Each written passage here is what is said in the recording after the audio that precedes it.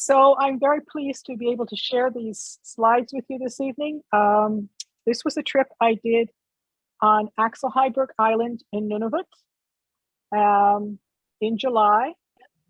And what you're seeing on the screen right now is the flag for the territory of Nunavut. Just turn it around. So let's talk about where it is. Okay, I've got two screens going here.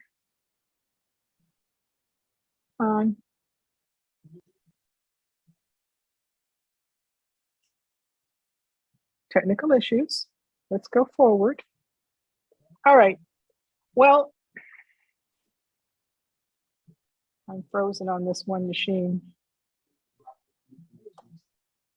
That's you, just your talking. Yeah. Okay, there we go.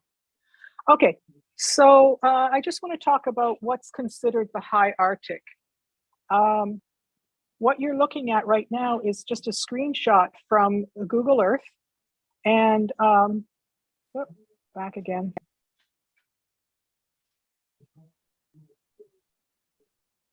All right. So what's the high Arctic? According to Wikipedia, which I mean, everybody knows Wikipedia is always 100% correct, right? The high Arctic is an ecoregion that covers most of Canada's northern Arctic archipelago, from the Queen Elizabeth Islands nearest Greenland in the northeast and down through the center of Baffin Island. So what we're looking at here is this area here. This is all considered the high Arctic. Axel Heiberg is in Nunavut. It's Canada's second most northern island in the high Arctic. Sorry. And it is right here. It says Expedition Fjord there. That's where we ended up going. But I'm sorry, my talking points are not behaving for me. So Axel Heiberg is known for a number of things. There are a lot of researchers there that go there annually, because on Axel Heiberg Island, there is a station called the McGill Arctic Research Station, also known as Mars. And it was established in 1959 by McGill University in Montreal. And ever since then, researchers from all over the world have visited there. They've been there to study primarily glacial study, glaciers and climate change. I ran into some botanists that were there. Yeah, so it's not a touch screen. That's the problem. So it's about the same size as Switzerland.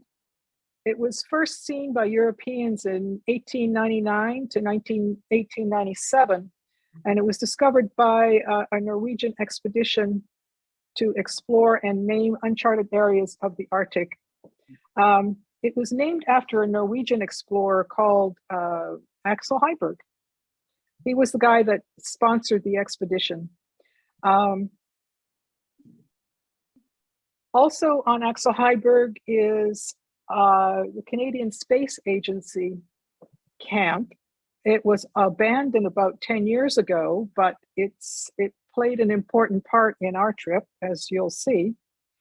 The island has a polar desert climate with cold, dry winters and cool summers. Average temperatures are about, in the wintertime, minus 36 degrees Celsius or minus 32 degrees Fahrenheit. In July, the average temperature goes to about 5 degrees Celsius or 41 degrees Fahrenheit.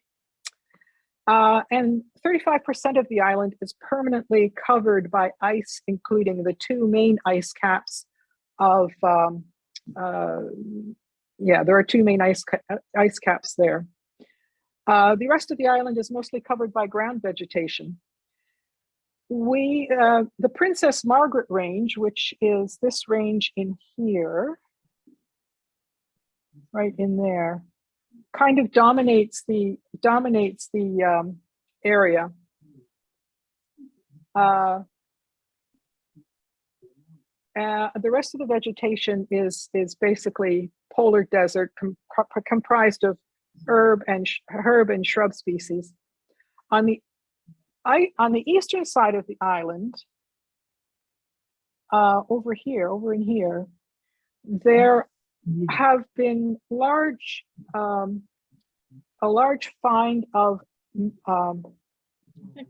not fossilized tree stumps that were discovered in the summer of 1985 and became known as the fossil forests. The stumps have been dated for more than 45 million years old, evidence that 45 million years old, and this is evidence that in the far north, even this far north, back 45 million years ago, it was much, much warmer than what it is today. We were supposed to visit this mummified forest on the return home. Unfortunately, it was too wet and the plane couldn't land. So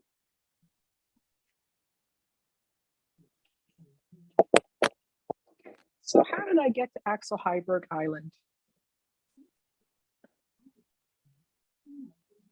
Here we are in Allentown.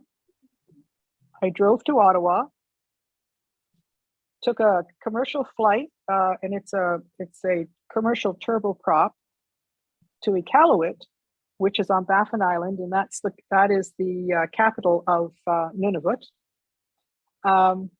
And then we took just a commercial prop plane to Resolute Bay, which is on Cornwallis Island.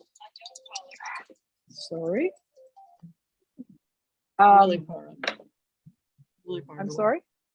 Yeah, really far north. So Resolute Bay is about 73 degrees north latitude, and then we took a charter from there to Axel Heiberg Island. Interesting things. Interesting in Iqaluit down here. This is the jumping off place for any trips going to any trips further north. So I've jumped off from Iqaluit into trips in this area on Baffin Island, this area on Baffin Island. Yeah, so it's the jumping off spot for any commercial trips that are leaving to the Arctic. Interesting, once you get into Iqaluit here, you know, in Ottawa, you go through TSA, you go through security, you get into Iqaluit. If you're going anywhere in here, there's no security anymore. They just say, oh yeah, you're going to Resolute. Go walk through the doors onto the tarmac and onto the plane. Yeah. The other thing is that a lot of cargo goes from Iqaluit all over the Arctic here. There's really no other way to get cargo in from the south other than by air, except in the summertime they will bring in what they call a sea can, which is basically just a ship carrying huge containers. Oops, sorry. I'm missing a piece of my presentation here. So what I want to do this evening is read from my journal certain issues, selected passages from my journal that I made along the way, just to give you some idea of what it's kind of like. So I just have to, no, I'm good.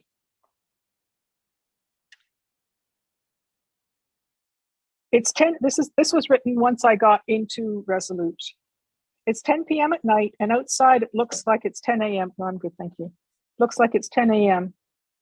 I'm in the land of the midnight sun, finally. I left Ottawa at 8 o'clock to Iqaluit. However, and then traveled from there, from Ottawa to Iqaluit. We had a stop in Arctic Bay and Pond Inlet, which is on Baffin in here. It was nice. So that was my trip to Resolute. We got to Resolute. Welcome to Resolute. That is Resolute. It's the last stop for commercial airlines. It's also a fuel depot for many Arctic communities. Resolute's on Cornwallis Island, and as I mentioned before, it's the jumping off spot for many high Arctic journeys. If you know somebody who's going further north, you're going to meet them in Resolute. This was the view from my hotel room. Now, interestingly, the South Camp Inn is a very modern hotel. You'd think, that far north, it's not a whole lot there, but people care. There's a lot of activity in Resolute, primarily because it is a depot for a lot of the Arctic communities going north. As this is the town of Resolute. That's it, right there. Here are fuel depots, and the fuel comes in on tankers, offloaded, and stored there. And then from there, if our community needs fuel, it's flown out to the community in drums.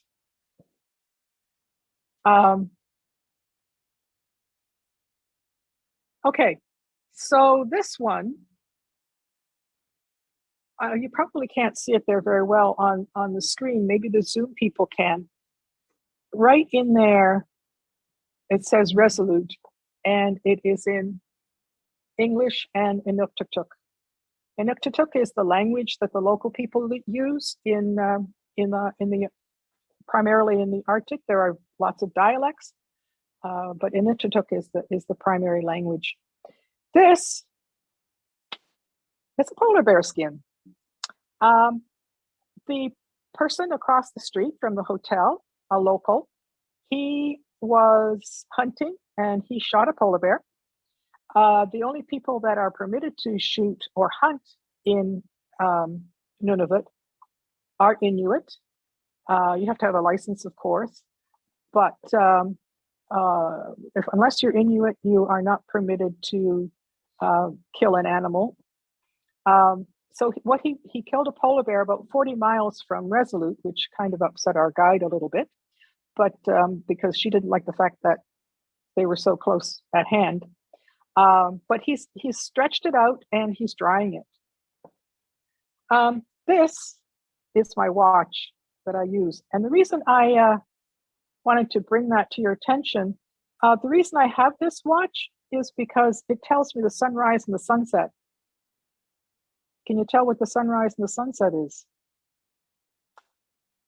The same time. So yeah, 24-hour daylight.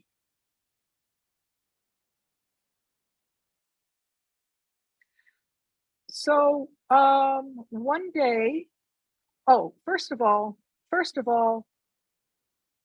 one of the things you have to realize when you travel north is that cargo takes precedent over luggage. Our luggage was bumped in Iqaluit, and we arrived in Resolute with nothing but our hand luggage. I wore my boots. That's important when you're on a hiking trip. Most important thing is to wear your boots.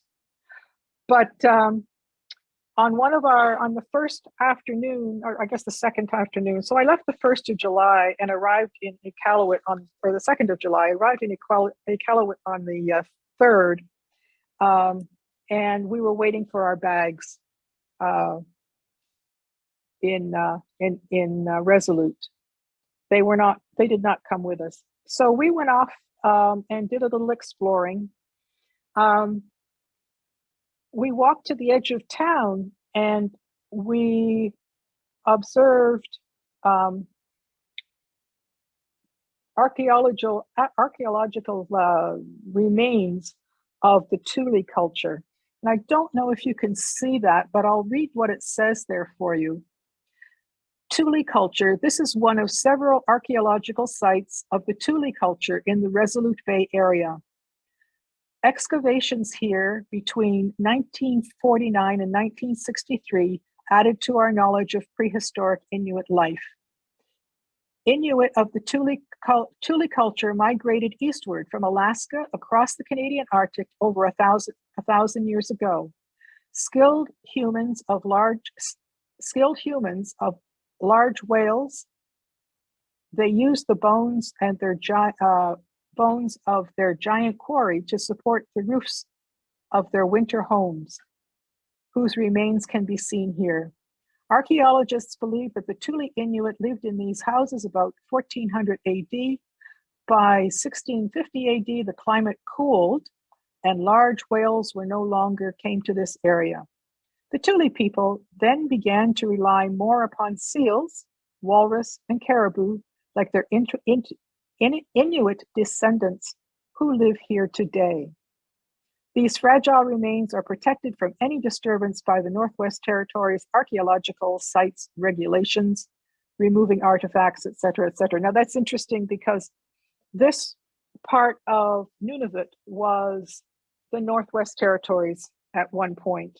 And in 1999, Canada divided the parts of the Northwest Territories off into Nunavut, and it became territorial lands for the Inuit.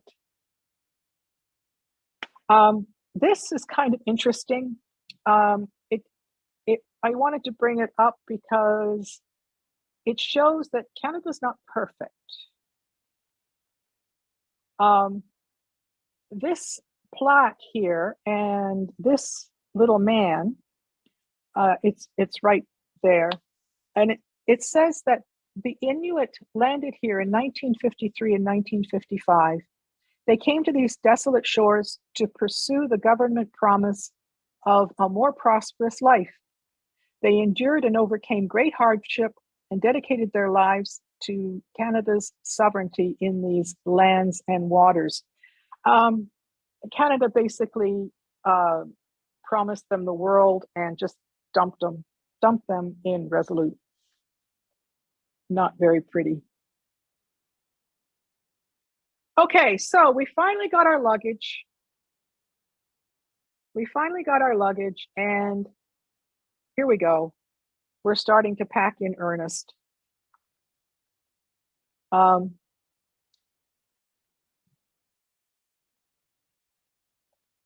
this is as close as I ever want to get to a polar bear. This is in the community room at the hotel. So on July 5th, let me just read from my journal. We were supposed to leave this day. We are weather delayed. At breakfast, Candace, she's our guide, said, "Do you want the good news or the bad news?" Good news, tomorrow looks good. Bad news, today is a bad and no-go. Axel Heiberg, the island, is rainy and foggy, and the pilots can't land. So we sat down and chatted at the breakfast table, and I came up to my room and read. What else do you do on a weather delay? But finally, the next day, we got out. Well, or did we? Let me read from July 6th.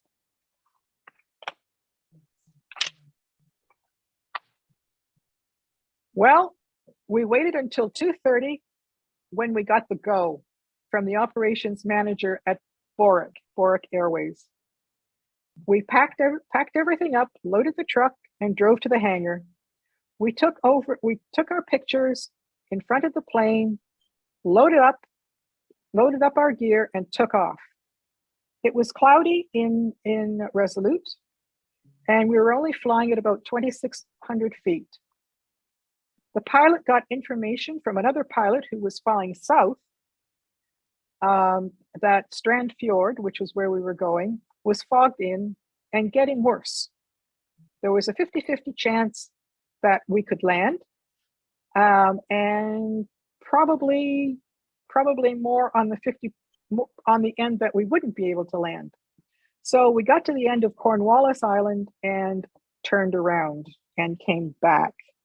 But let me introduce, before I show you the next slide, let me introduce the group here. This is Candace. She is guide extraordinaire.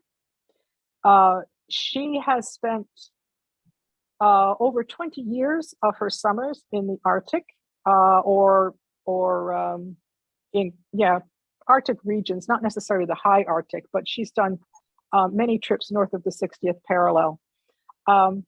She is by training a glaciologist. She did her master's in glaciology, but then she left that field, and she's now a teacher in the Ontario school system. She did research back when she was in university on Axel Heiberg Island at the McGill Arctic Research Station, i.e. Mars, and she still had a lot of contacts there. Important point, just remember that. So that's Candace. This is Molly, co-guide extraordinaire. She works for Black Feather, which is the adventure travel company I went with. She's operations manager. And of course, when you work for an adventure travel company, I guess, one of the perks is that you get to go on some of their fantastic trips. She is actually a paddler more than a backpacker, which became evident. But she was still an excellent guide. This is Paul. He lives in Chicago area, retired. This is Doug. He lives in Dundas, Ontario. He is on sabbatical right now, actually. He works as an astrophysicist with McMaster University. Well, you know who that person is. And this is Dave. He lives somewhere on the west coast of the US. I think it might be San Francisco. I'm not quite sure. So that's our crew. This is the plane that we flew the charter in. This is a twin otter. It's the workhorse of the North. Give me a twin otter, a well-maintained twin otter and a competent pilot, and I'll go anywhere. These things are fantastic. They're short takeoff and landing. They require about 1,200 feet to take off and land. They carry cargo, people, whatever. The tires are, I looked at the tires and I thought, oh my goodness, that looks like it's a flat tire. No, it's not flat. They are purposefully low on air because it enables them to land just about anywhere. Going up on our first attempt up, that's what we saw. And that's why we came back, because getting into Axel Heiberg would have been dicey for the pilots, even if they could get us down. You know, they didn't want to chance it. So we turned back and we stayed another day in Resolute, reading, walking around. Like I said, Resolute is not that big, so you know there was not a lot. We read a lot. Let's put it that way. But once we did get out, that's kind of some of the views that we saw going over.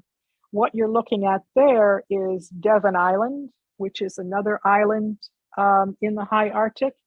I would love to get to Devon, but they'll probably never do any more trips for the simple reason that there's a lot of polar bear activity on Devon Island. Okay, so this is the route.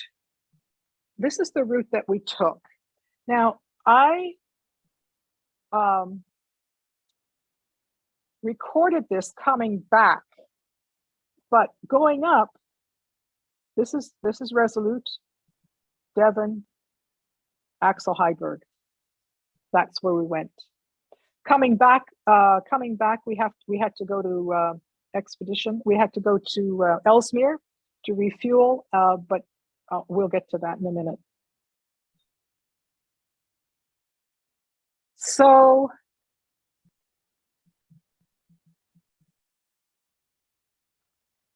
we finally landed, and this is what we landed on. It's the pilot circled about 3 times, circled various areas of the land below, and decided this was where he wanted to land. As you see, it's just a gravel drainage area. The drums there are old fuel drums that will probably be there forever. That they left there who knows when.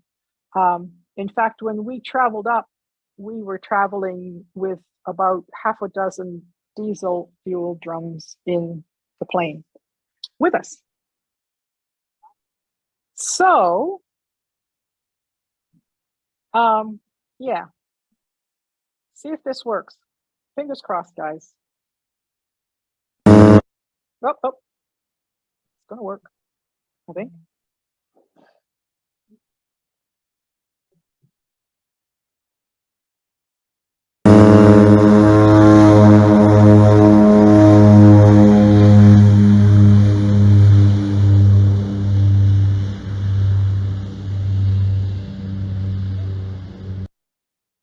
Bye.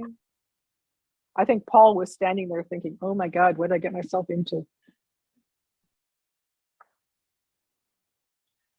So this was the trail that we were to take. We landed right about here. And that's the route that Candace set out for us. That was our hiking route. We were to trek across the Hidden River, around Little Matterhorn, across Expedition River, and this was we were to be picked up there. 32 kilometers in total, which is what, not very much, 15 miles, something like that, thereabouts. Okay, so this is, we finally did land, and we found a campsite. This was the morning after we landed. This, I believe, actually evening. I think this is dinner on this slide. This is breakfast. I can tell because the coffee's in that little pot, and it's got a pot warmer on it. And this was our first campsite. This was my first campsite.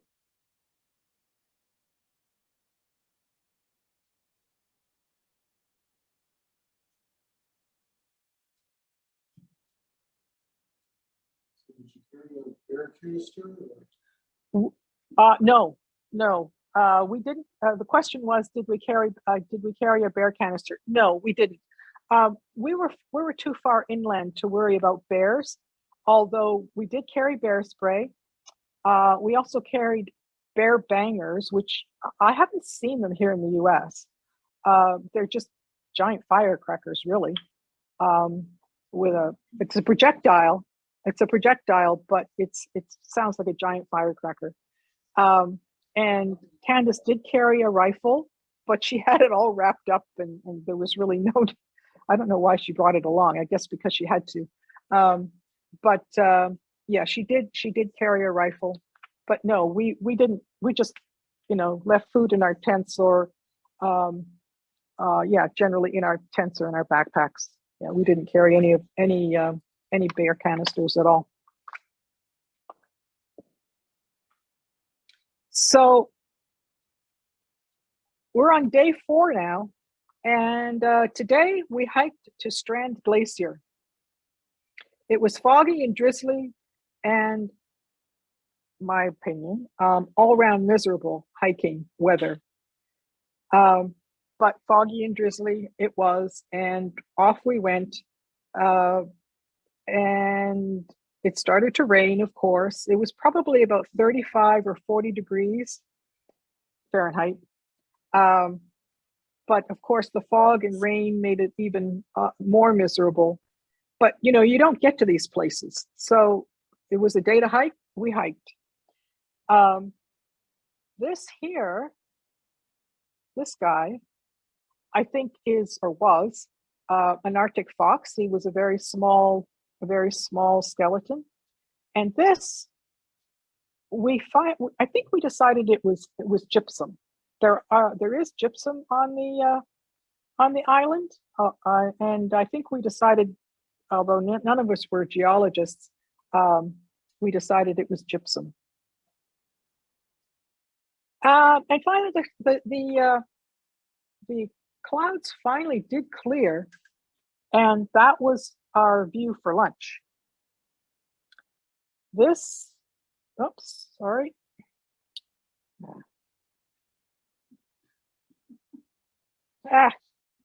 It's not paying attention to what I want it to do.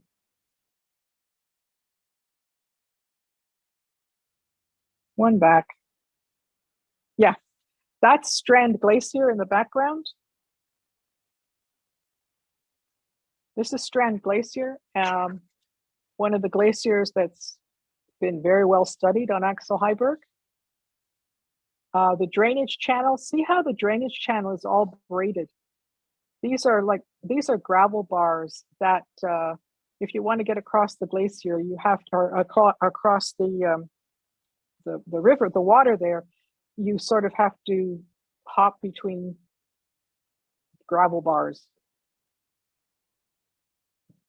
Yeah, so for those people who like statistics, that's what we did. We didn't go very far, and we didn't go very fast, but it was well worth the hike in spite of the rain and drizzle. Okay, so here we go. We're finally starting our trek. 5 hard miles. Started from camp about 10:30, hummocks and rocks, 45 pounds or so in my pack. I actually fell and bruised the top of my foot. Got to camp around 5.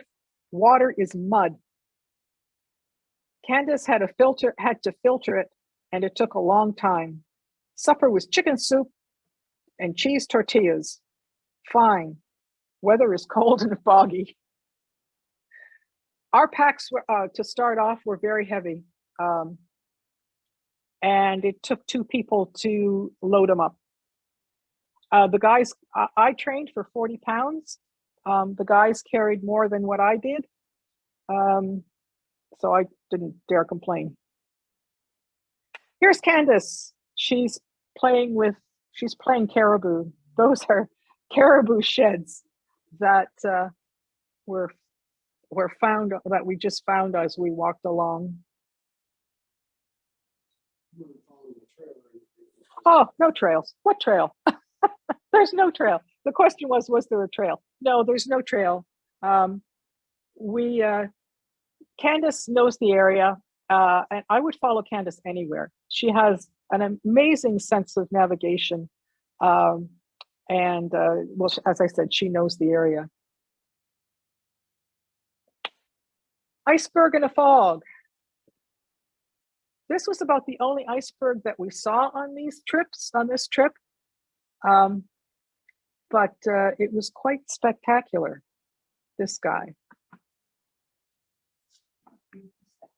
Sorry? any measurements like a width? No, I couldn't tell you. It was big. The question was what measurements, it was big. I couldn't tell you. All right. We did only 3 or 4 miles today, but again, tough terrain. It was raining last night again, and it was the coldest night yet. I had my silk liner out. I put on my long johns and my puffy jacket,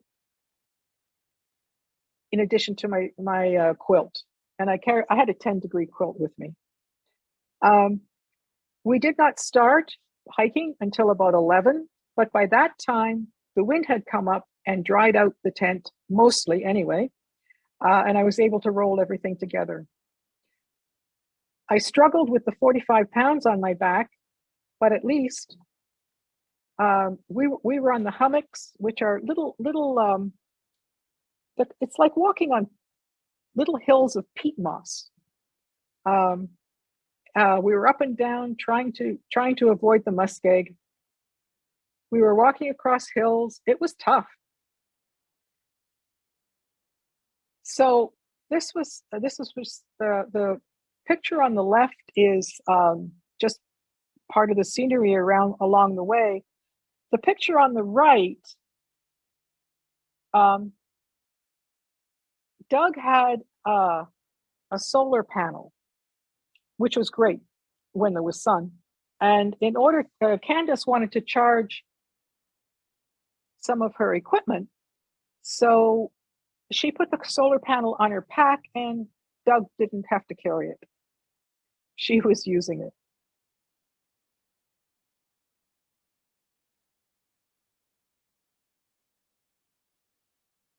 We didn't really see any wildlife in the art while we were on our trip. Perhaps the Zoom people can see this. The people in the audience here are going to find it very difficult. But we saw a lot of these guys. They're little birds, and unfortunately, I can't remember the name of them, but they were all over the place. And they're obviously ground dwellers because there are no trees. And if there was a nest nearby, Mama would make sure that we got as far away from the nest as we could. We did see through binoculars muskox, and they are magnificent animals, but basically that was it.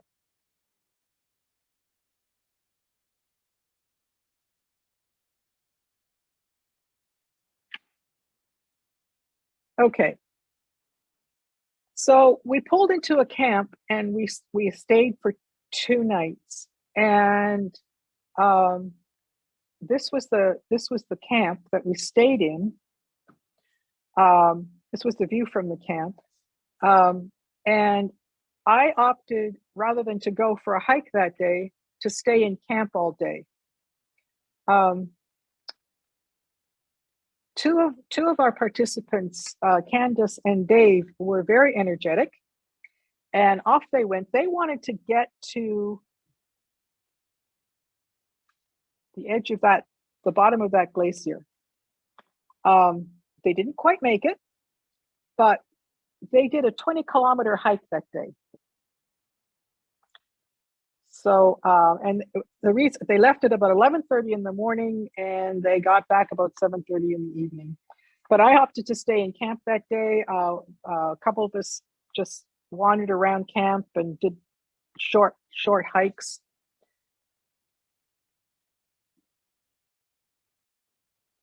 Okay.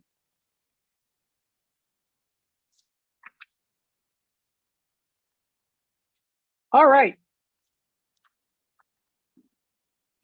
Hot drinks at 6:30, and we were ready to go by 9. Candace wanted to get us across the hidden river. We started crossing around 10:30. By 1 o'clock, it had started to shower, and it was obvious that we wouldn't get across the river today. The water was just too high. We went back to the same area we camped last night and set it up. tent time. We spent the rest of the afternoon and evening in the tent. So here we are getting ready to putting our water shoes on. And Candace, this is the river that we crossed, the hidden river. We want to get over there. And what Candace and Molly are doing there are scouting. They're scouting the best way across to get across the river. So the next day at 6:30, wake up call from Candace, then pause from packing up. Molly somehow had injured her shoulder, and there was a question whether or not we would move forward today. We finally got the green light about 8:30, redistributed Molly's load, and we're on our way by 9.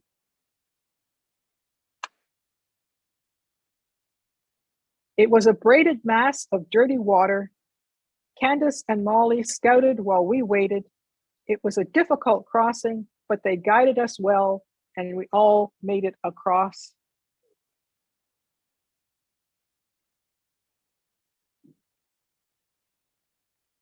This is the crossing the next day. Molly and Candace there in front, they're standing in the water, breaking the current so that we can get across. Of course, you have to have your pack on. We've got water shoes on, hip belt loosened, all your straps loosened. If the pack goes, let it go. You don't want to worry about the pack. Just get yourself to safety. That water is very pushy. The current is very, very strong, which is why they are standing in the water. But, sorry? Did they go across first to move their packs? No, actually, it depended. The question was, did they go across first and leave their packs? It depended. They usually did the scout and then came back and got their packs. Pardon? They don't have their packs on. No, they don't, because they're helping us get. They don't have their packs on because they're helping us get across. They are guides, professional guides, and their primary responsibility is to make sure that we don't kill ourselves on this trip. 2 across at a time? In this case, we went across 2 by 2. Yeah. Sometimes we went across 1 by 1, but in this case, we went across 2 by 2. The water is not that deep there. As you see, it's only up to about Dave's knees, but the current was just so strong. It's incredible how strong that current was. And this was, not a difficult crossing. So we did another crossing trying to get across this river. As you see, the gravel bar is there.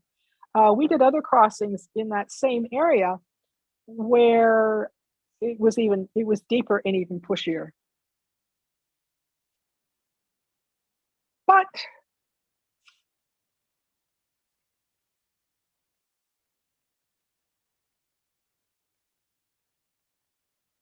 we finally made it across. It was a gorgeous day. We high-fived it when we all made it across, had lunch, enjoyed the sun's rays for a few minutes, and we didn't end up looking like that. We saw a lot of these guys. This is a muskox skull. He obviously didn't make it. So once we got across the river, Candace decided that there was a really nice campsite that she knew about, and it was only about 3 kilometers away. But let me tell you, after that river crossing and the terrain, because it was so hummocky, it was very difficult going. So we hiked in about 3 kilometers to this really nice campsite. Lots of water on the way. I didn't put my gaiters on, which I severely regretted because my boots got wet. Don't like wet feet. And but we made it, and this was the campsite that she wanted us to get to. This area here You can't really see it in this picture, but there's a, whoopsie. No, back you go. Back you go, we did you. All right. Technology. All right. There is a lovely stream. There's a lovely stream that's running through here. And that was our water source. When you're that far north, you don't have to filter the water. I mean, Candace filtered the water in that one spot because it was like chocolate milk. But here, the water is just so clear and there's no pollution. We didn't filter the water. This here is muddier. You can't really see it in that picture, but it's quite muddy. But our water source was clear water just coming down there. My tent was right on this sandbar here. My tent and Candace and Molly's tents, the guys decided they wanted to go up on a hill behind us. So they did, which was fine. So we had the girls section and the boys section. So the next day, we went for a hike, and we wanted to see these glaciers. One is called the Thompson Glacier and the other is the White Glacier, and they're probably two of the most studied glaciers on Axel Heiberg. I took this picture because I wanted to show you guys that, yep, we went up some hills. Here, we are watching, in this picture here, we're watching the glacier, just glacier TV. It's fascinating just to sit and observe the glaciers in the distance. But look at the sky behind us. So this is the sky behind us.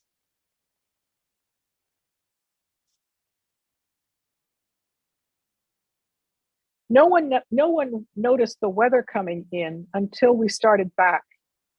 The plan was to stop out of the wind. It was very, very windy, as you can tell by the we're all bundled up there.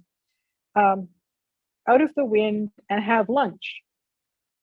But once we got on the road, once we got on the trail, it started to rain, and it rained and it poured with a little bit of hail mixed in. The rain came sideways. I got back to camp. Everything was wet. I was wet. My gear was wet. I hung everything up in the center hook of my tent. Unfortunately, I don't have any pictures of that, but I was just soaked through. And we got back. I've never hiked in weather like that. I mean, the rain was coming sideways combined with hail. So it was raining, and it rained, and it rained. The picture on the right there is the picture I showed you earlier of our ideal campsite, level, beautiful, solid campsite. The picture on the left is the rain. And you can see how the water has come up in that river. As I mentioned earlier, Axel Heiberg, that area is considered a polar desert. Well, somehow somebody forgot to give the memo to the weatherman that it was a polar desert. We got about 2 years of rain in 2 days. I ended up moving my tent to higher ground. Candace ended up moving her tent to higher ground. And the wind was just incredible. I've never tented in wind quite that high. The center pole of my tent kind of bent, and I'll show you a picture of that in a bit. But it was really wild weather. So that was then. Let's take a look at where we are done. Let's take a look at where we are. So we started out here. And we hiked up here, crossed this river, and we're right about there. As I mentioned earlier, Candace has a lot of experience in this area. She spent 3 or 4 summers when she was much younger, doing research on glaciers, drilling core samples out of the glaciers. She knew the area very well. She knew that given all the rain that we had had, we would never make it across there. There would be no braided river. It would be a solid mass of water, and it was. So she had a choice. We could turn around and go back, or, as I mentioned before, Candace still had a lot of contacts with the McGill Arctic Research Station. So Candace phoned a friend. That's how we got across the river. Yeah. So this helicopter is actually based in Quebec, but the research station, Mars, has this on site for the summer. It's been so wet there this summer that the researchers have been unable to hike out to the glaciers for their research. So they've been taking the chopper out to drop them. They do their research on the glacier, and then the chopper comes and picks them up again. So we had our training on what to do and what not to do to get in and out of a chopper. Took all our gear, we piled it in. He did 2 trips, and I said to the pilot, how long is the trip across? I was expecting, 3 minutes. 3 minutes to get across the to where we ended up camping. So you said she calls a friend. She calls a friend. She called the Arctic Research. She called Mars. So she still has McGill Arctic Research Station. She still has a lot of contacts with the McGill Arctic Research Station. Oh, I'm sorry. She has a satellite phone. We also carried inReach communicators. I have an inReach. Candace has. In fact, we all had inReaches. In fact, one of our members received an inReach message from me when I was, what was it, 74, 75 degrees North Latitude? Just to go to John that I was going to be higher north than he was this summer. But yeah, we carried inReaches, and she had a satellite phone. Yeah, and that's satellite phones. I've been on 4 trips with Black Feather over the years, and all of the trips there's no communication other than satellite phones. We have inReaches now, Garmin inReaches, satellite communicators, which are great, but part of the kit is always a sat phone. So this is where we ended up. We spent the last 5 days at the Canadian Science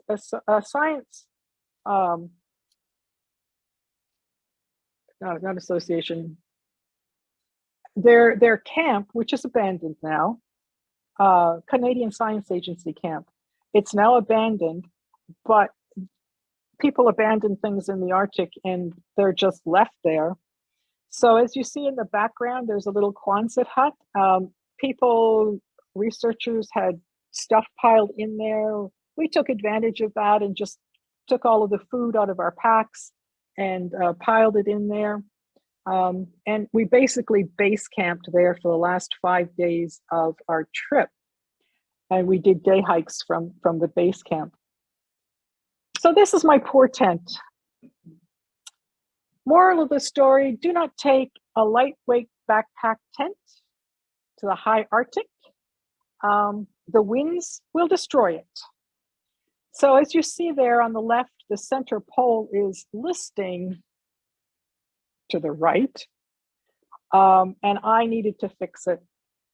So I found some rope and I sort of fixed it, and it was fine, but I think my poor tent is done for. I had to get a new tent, but yeah, this was a 2.5 pound backpacking tent. The Black Feather has Heiberg 4-season tents, which I should have kicked myself. I should have used one of their tents, but no, I didn't want to carry the extra 1 pound or so in my backpack.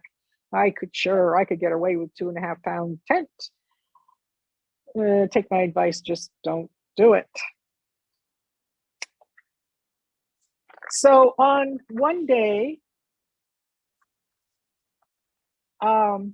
that's what I did. I fixed my tent. The group went off on a hike this day, and I decided to stay back and just fix my tent and just wander around by myself. And while I was by myself, some researchers came along to the Quonset hut there. They had a lot of equipment in there, and they were going to set it up in the stream there. So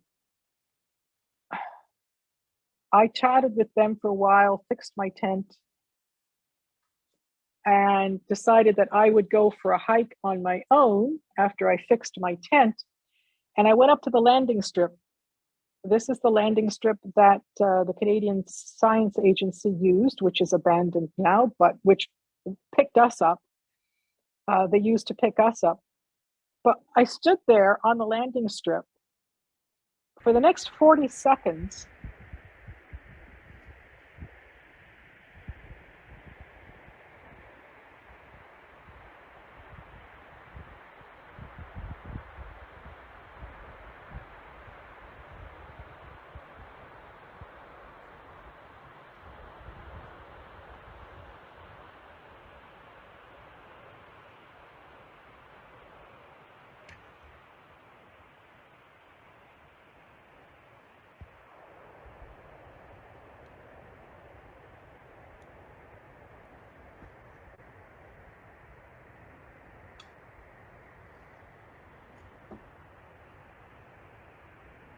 The skies there are absolutely fabulous.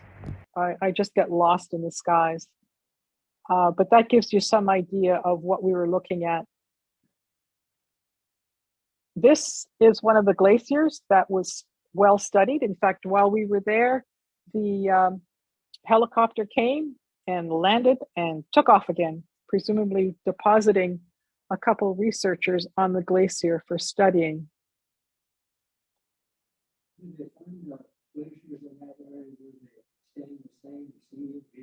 No, they're all receding. The question was, are they finding glaciers that are staying the same? And the answer is no, they're all receding. They're all receding. Yep. And it's in fact, I was reading an article very recently. In the high Arctic, there are lakes dotted throughout the high Arctic, and the lakes are starting to disappear, and they're not sure why. And there's one theory that says because the glaciers are melting, they are creating various drainage channels that aren't there before, and these lakes are draining into the drainage channels. So, yeah, no, the glaciers are melting and receding. This is a view from the drainage channel from the top of the hill where I was. And as I mentioned, there were some researchers that I chatted with while I was there on my own, and they said, "Oh, we saw a polar bear track." I said, "Oh, can you take me to it? Can you take me?" "Sure, we'll take you out to it." So we walked out into the drainage channel, and I took a picture of my hand next to the polar bear track just to give you some idea of how big that bear was. On the left-hand side are caribou tracks. but I was quite excited. I took it back to Candace and I said, hey, take a look at this polar bear track that the researchers showed me. And she said, that's at least over a year old. Don't worry about it.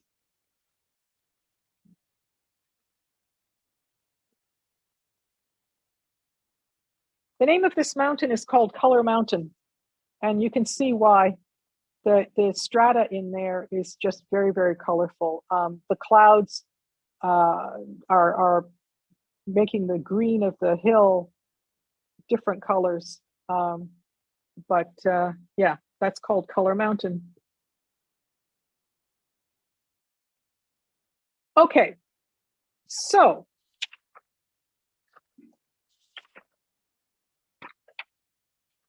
all right. Day 13. Went on a fabulous hike today. We did not start until about 11. Not my preferred time to start, but we didn't start till 11. And we hiked up the valley from camp to Wolf River. The day was cool, little wind, and overcast to start, but then cleared, and it was about 40 to 45 degrees.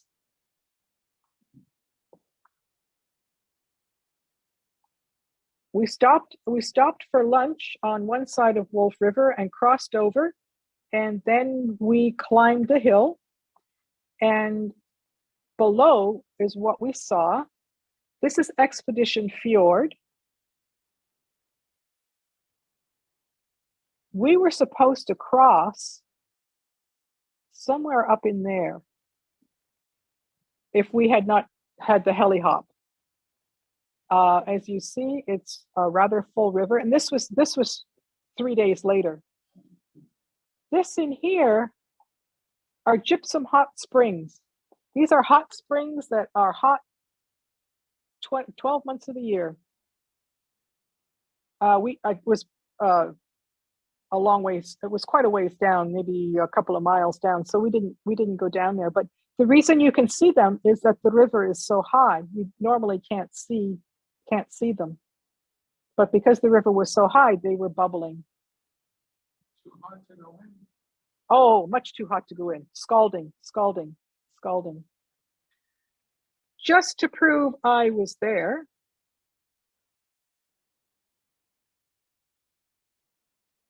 turn around, and that's the view. And for people who like statistics, that's what we did that day. We only did about 6 miles. But you know, when you're traveling in that country, yeah, the terrain is kind of tough, but the views are fabulous. So that was pretty much the end of it. The plane came in on day 15. The flight came in at about 10:30. Candace's second group, there was a second group that came in on that plane that she was going to guide, arrived, and we got on the plane. The second group that came in was actually a group that has traveled with Black Feather. It's a private group from Dickinson College in Carlisle. They have organized trips to the various places in the north for the last, I don't know how many years. So yeah, the guy got off the plane, and I said, "Hi, you're Ben." He says, "Yeah." I said, "You're from Carlisle." He said, "Yeah." I said, "I'm from the Lehigh Valley." Right, small world. So as I mentioned, we're up here, and those twin otters are short takeoff and landing, but they also have limited fuel capacity. So we had to fly to Ellesmere, which is a little bit further north, to refuel. And on Ellesmere,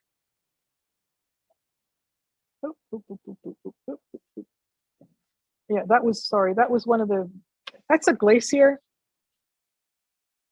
from the plane that we saw on the way.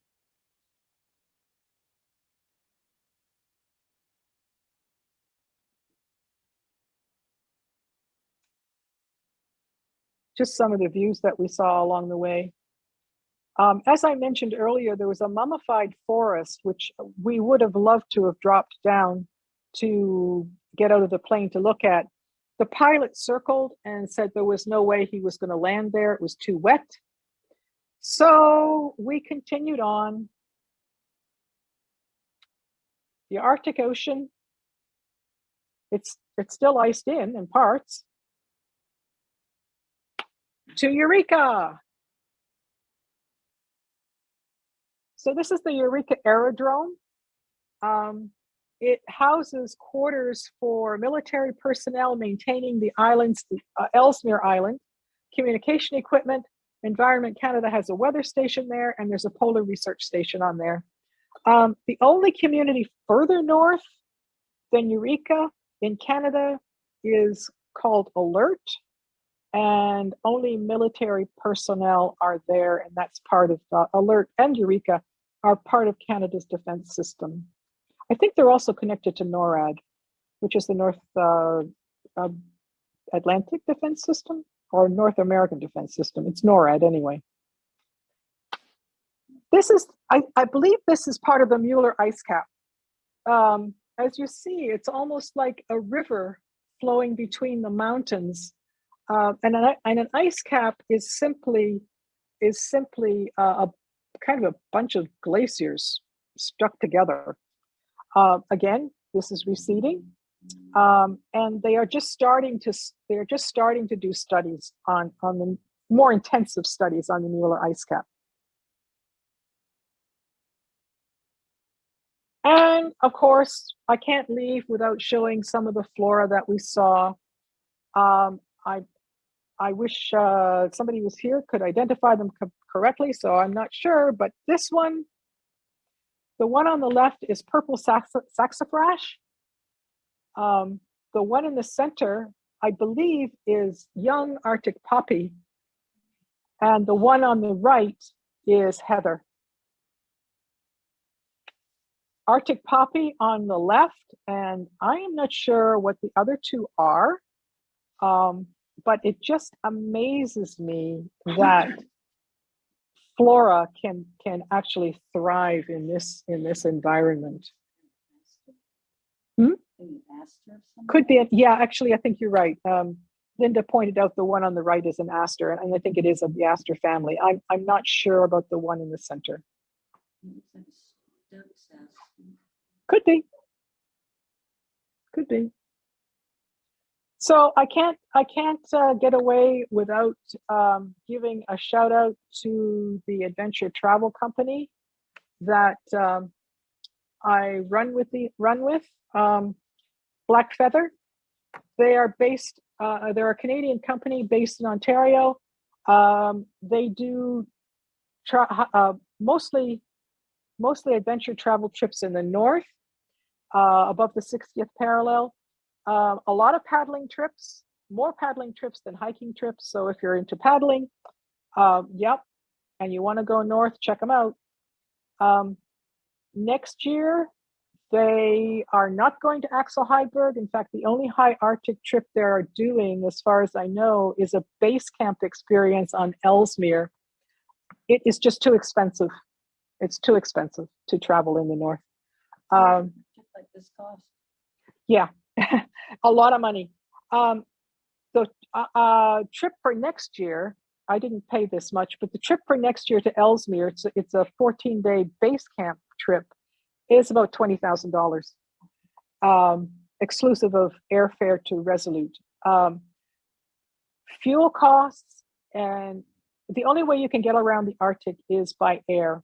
And that plane trip, the charter trip that I showed you, one way was $23,000. I mean, I obviously, but you know, $23,000, and that's for like a 3-hour flight. It's fuel costs. I mean, you cannot fly without fuel, and fuel is expensive. Even though most of this fuel has been purchased 2 years ago, but it's still expensive, and it's getting more expensive.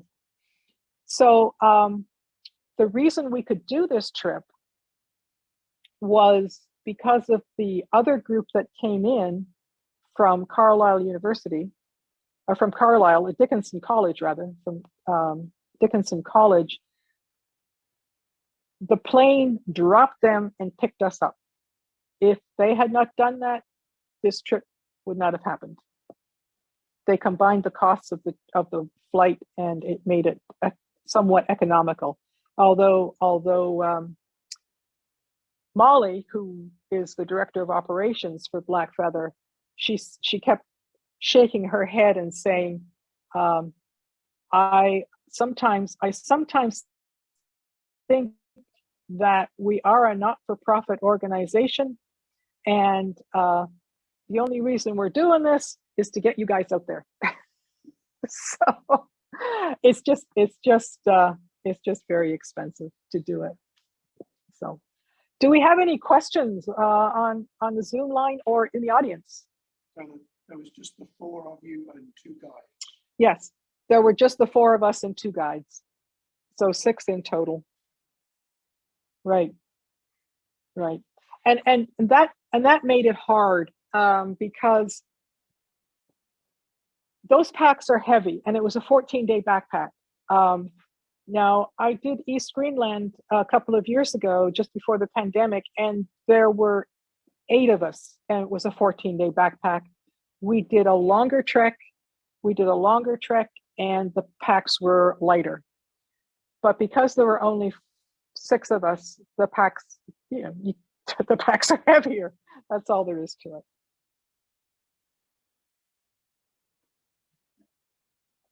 Other questions? No? Sorry? No, we didn't see wolves there. No, I believe they do not. If they do, they're very few and far between. Caribou are there. We didn't see any caribou, actually. We saw the remnants of it, and I don't know how old that.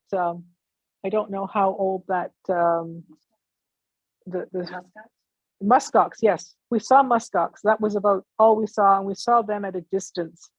They are very skittish, and they don't like people.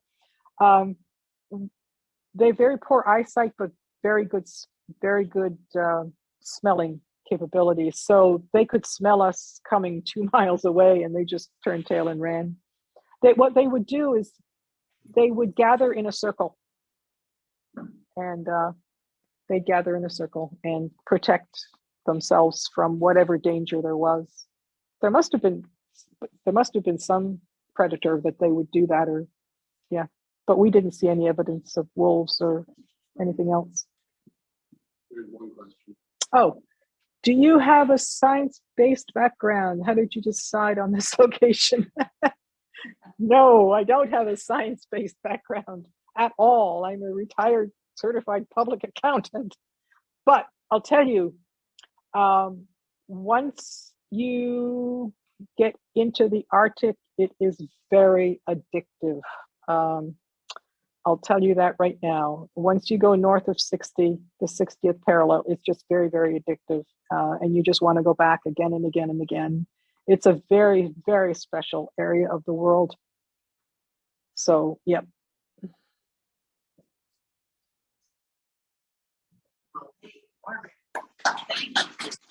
My pleasure. Thank you for sharing this special adventure with us, and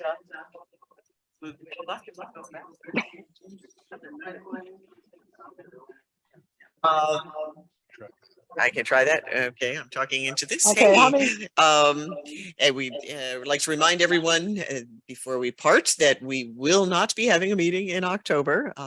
So enjoy your evening at home, and we'll hope to see everyone back here on November 16th for the program on trekking Jordan that Paula Earn will be presenting for us. Zoom audience, thanks for joining us tonight, and In-person audience, stick around and have some eat, drink, and be merry. And thanks to all. Good Okay. night. John? Thank you. Thanks to everybody.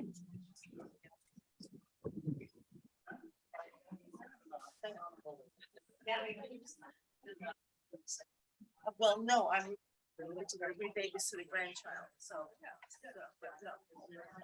I volunteer with Holy Again, and things like that, but. No, I'm retired. Yes. I get going because.